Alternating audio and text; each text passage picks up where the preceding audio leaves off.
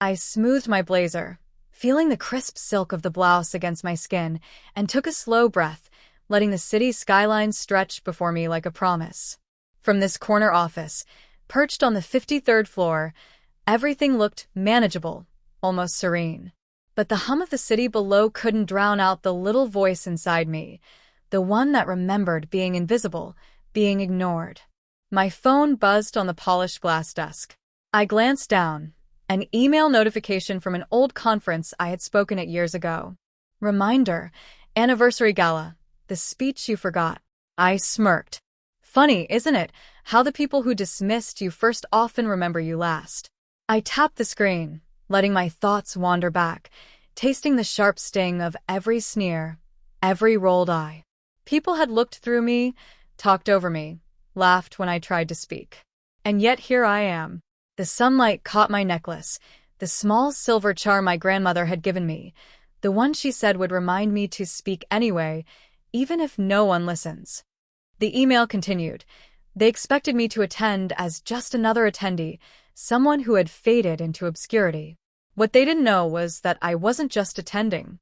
I was arriving as HarperCollins, the person who had turned every dismissal into a stepping stone, every snicker into a lesson, every no into fuel. I straightened my spine, feeling the weight and warmth of my journey in that little locket. Today they would listen, not because they had the power, but because I did. I remember the day like it was yesterday. I was 19, standing on the small stage of our college auditorium, hands trembling as I clutched my notes. My voice shook at first, but I forced it steady. I had spent weeks crafting the speech, every word a piece of myself, every pause intentional. And yet, the moment I opened my mouth, the whispers started. A few classmates snickered, someone muttered, "She thinks she's so smart," and my own family, sitting in the back row, barely glanced up from their phones. The professor nodded politely, but offered no encouragement.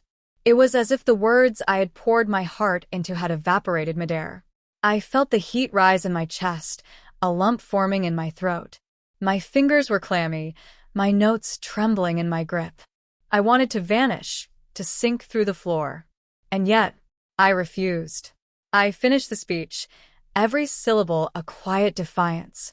The applause at the end was tepid, but it existed, and that small sound became the seed of something I didn't yet understand.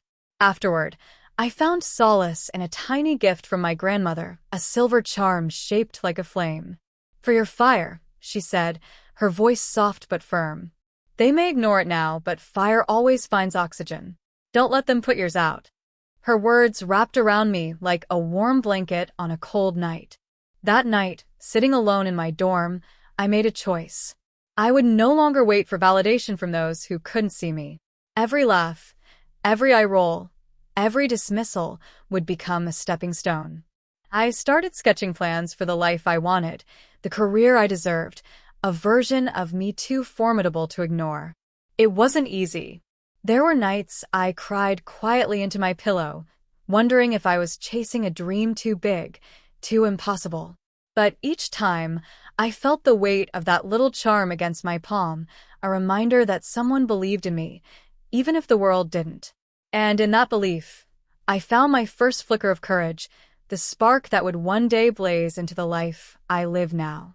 The spark from that little charm didn't just warm me, it ignited a relentless drive. I moved to a new city, one where no one knew me, where I could build from scratch without the weight of expectations or ridicule.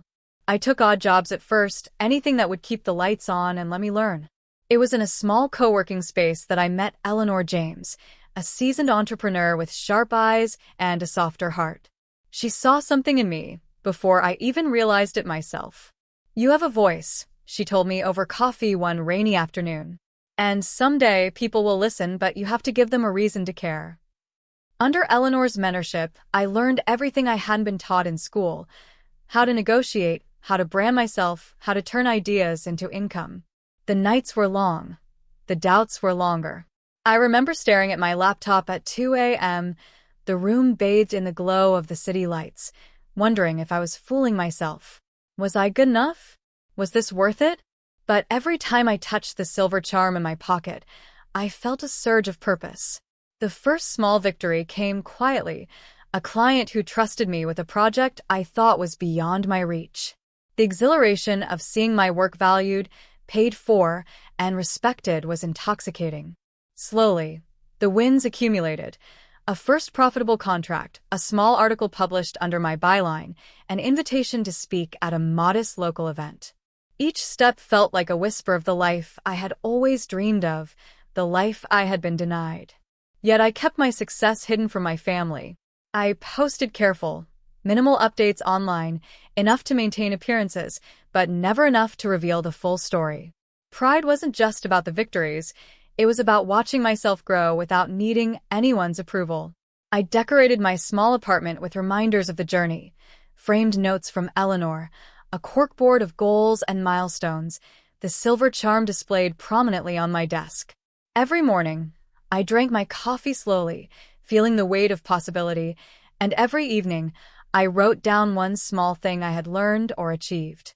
It became a ritual, a way to acknowledge my resilience, even when the world still looked away. And while the city moved on around me, oblivious to the quiet, persistent woman carving her path, I knew one thing.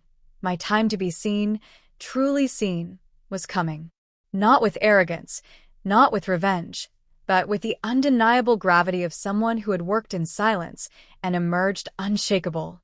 The invitation had been deliberate, carefully worded, almost teasing. Join us at the Centennial Gala.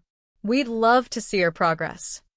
They expected a shadow of the girl they once ignored, someone who had faded into anonymity.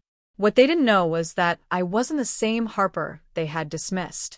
When I stepped into the grand ballroom, the chandeliers casting soft golden light over polished marble floors, I felt the familiar pulse of anticipation.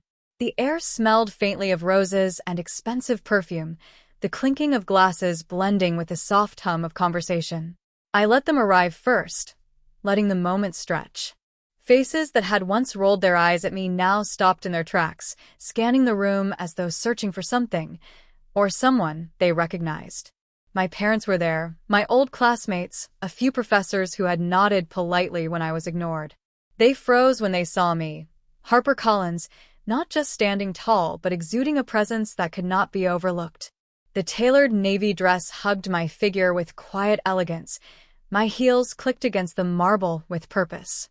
Every detail of my presentation, from the subtle shimmer of my bracelet to the confident tilt of my chin, was intentional. I gave them a moment. Let them take it in. The artwork on the walls, commissioned pieces from local artists I had invested in, the glossy brochures of my latest public campaign, the framed articles praising my work in social advocacy and business innovation. Every corner of this space whispered success, independence, and meticulous care. Finally, I spoke. My voice carried through the room, calm yet commanding. I know many of you expected someone else tonight. Someone quieter. Someone more ordinary. I let a small, ironic smile play at my lips. But I've spent the last decade building a life on my own terms. Gasps filled the air. My parents' mouths hung open, eyes wide with disbelief. A former professor whispered, "Is that her?" I nodded once, letting the silence linger before dropping the bombshell. I am the founder of Collins Collective, now operating in 3 states. My last campaign reached over 2 million people. And yes, your little dismissals? They only fueled me. Shock rippled through the crowd. Some looked embarrassed, others ashamed, many amazed. But none could deny it. The girl they ignored had grown into a woman who could not be overlooked. I paused, letting the moment sink in, my silver charm glinting softly under the chandelier. It had guided me here, reminding me to speak, even when no one listened. And now, for the first time, everyone was listening, not out of obligation but because I had earned it. For a brief moment, I allowed myself a private smile. This wasn't revenge. It wasn't about shaming them. It was about truth, clarity, and the undeniable fact that I had transformed every act of dismissal into fuel for my own unstoppable journey. After letting them absorb the truth, I finally moved closer, letting my presence fill the space like a quiet declaration of authority. I could see it in their eyes, the awe, the regret, the realization that the girl they once ignored now had the power to shape outcomes in ways they could only watch. "I'm not here to punish anyone," I began, my voice steady but warm, "but I am here to set the terms for any part of your lives that intersects with mine from now on." The room held its breath. "If you want to be involved, you must change. Not because I demand it, but because it's overdue." I started with my family. Mom, Dad support me by truly understanding what I do. No criticism disguised as concern. Encourage growth, not doubt. I caught their eyes, seeing the flicker of shame and longing for reconciliation. And to those who laughed or dismissed me, acknowledge the impact of your words. Learn from them. Show humility and respect in all interactions. I then addressed a few old classmates lingering near the buffet table. If you want to network with me, or even just be in my orbit, you must contribute, not compete destructively. You must have a vision of your own, not ride on the remnants of someone else's path. Eleanor had once taught me the power of structure. People respond best when they understand expectations. So I laid out my conditions clearly, calmly, without anger, yet with absolute firmness. Each request tied directly to self-growth, abandoning toxic habits, actively pursuing goals, taking responsibility for mistakes, and contributing positively in every interaction. It wasn't revenge, it was justice, growth, and empowerment. I saw heads nodding slowly, faces shifting from shock to contemplation. Some had tears in their eyes, others clenched their fists in disbelief.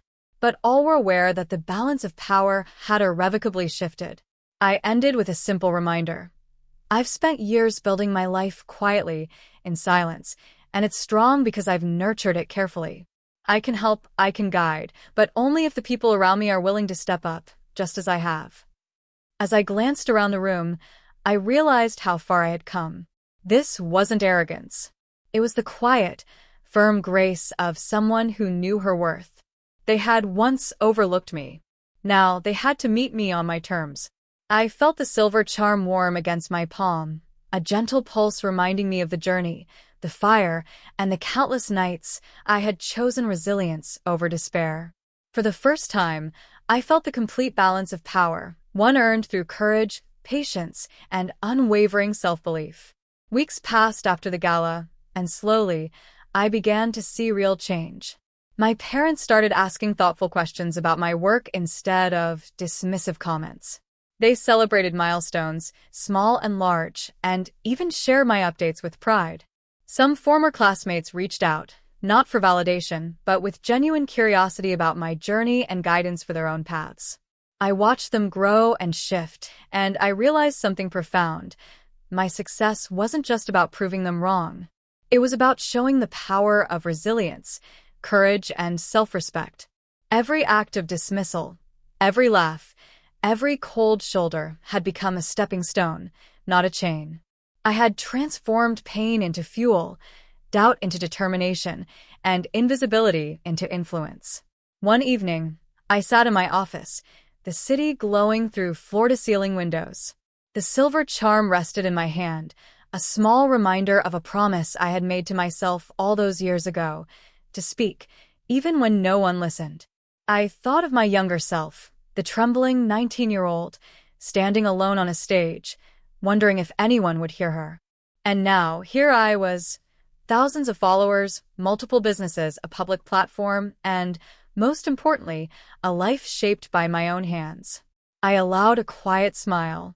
It wasn't pride born of arrogance. It was pride rooted in survival, in growth, in the courage to keep moving even when the world turned away. I realized that the people I had once sought approval from were no longer the arbiters of my worth. My worth had been claimed long before they noticed. I glanced at the charm one last time and whispered, almost to myself, "You believed in me when no one else did." I didn't just survive, I rose. And with that, I stood, letting the soft hum of the city envelop me. HarperCollins, the girl they ignored, the woman they underestimated, had become a force impossible to ignore. Because sometimes, the best revenge isn't a shout. It's a life fully lived, fiercely independent, and undeniably powerful.